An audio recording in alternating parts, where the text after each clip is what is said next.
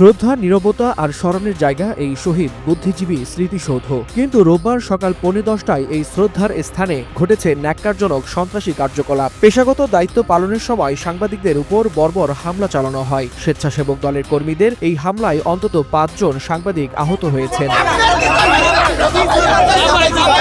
প্রত্যক্ষদর্শী সাংবাদিকরা জানান, সোহাগ নামের এক স্বেচ্ছাসেবক দলের কর্মী ফুটেজ ধারণে বাধা সৃষ্টি করেন। সাংবাদিকরা সৌজন্য বজায় রেখে তাকে একটু সরে দাঁড়ানোর অনুরোধ জানান, কিন্তু সেই অনুরোধ উপেক্ষা করে শুরু হয় দুর্ব্যবহার। এক পর্যায়ে পরিস্থিতি উত্তাল হলে সোহাগ ও তার সঙ্গে থাকা উশৃঙ্খল কর্মীরা ফটো জার্নালিস্ট ডালিমের ক্যামেরা ভেঙে ফেলেন।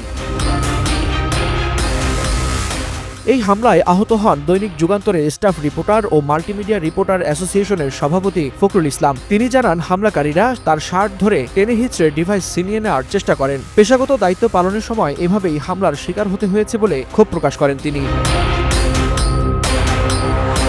হামলার প্রতিবাদ করতে গেলে সময়ের আলোর মাল্টিমিডিয়া রিপোর্টার মাহবুব আলম শ্রাবণের উপরও চড়াও হন সোহাগ। সজোরে আঘাতে তিনিও আহত হন। এছাড়া আহত হয়েছেন জাগো নিউজের রিপোর্টার রাকিব হাসান, বাংলানিউজ24.com এর রিপোর্টার সাইমুন মুবিন পল্লব, ঢাকা পোস্টের মাল্টিমিডিয়া রিপোর্টার মাহমুদ আল মামুন মারুফ এবং জাগো নিউজের ভিডিও জার্নালিস্ট শাহরিয়া রাকিব। ঘটনার পর স্বেচ্ছাসেবক দলের স্থানীয় নেতা হাফিজ দুঃখ প্রকাশ করে ক্ষমা চান এবং ক্ষতিগ্রস্তদের ক্ষতিপূরণে আশ্বাস দেন। এদিকে মাল্টিমিডিয়া রিপোর্টার অ্যাসোসিয়েশন এই হামলার তীব্র নিন্দা জানিয়েছে। সংগঠনের সেক্রেটারি আক্তারুজ্জামান বলেন, সন্ত্রাসী কায়দায় সাংবাদিকদের উপর হামলা কোনোভাবেই গ্রহণযোগ্য নয়। জড়িতদের দ্রুত আইনের আওতায় আনার দাবি জানান তিনি।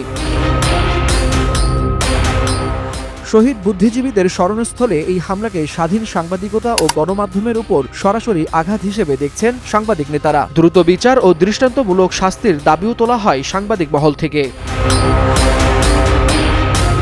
ওয়ালিউল হাসানাত, যুগান্তর নিউজ।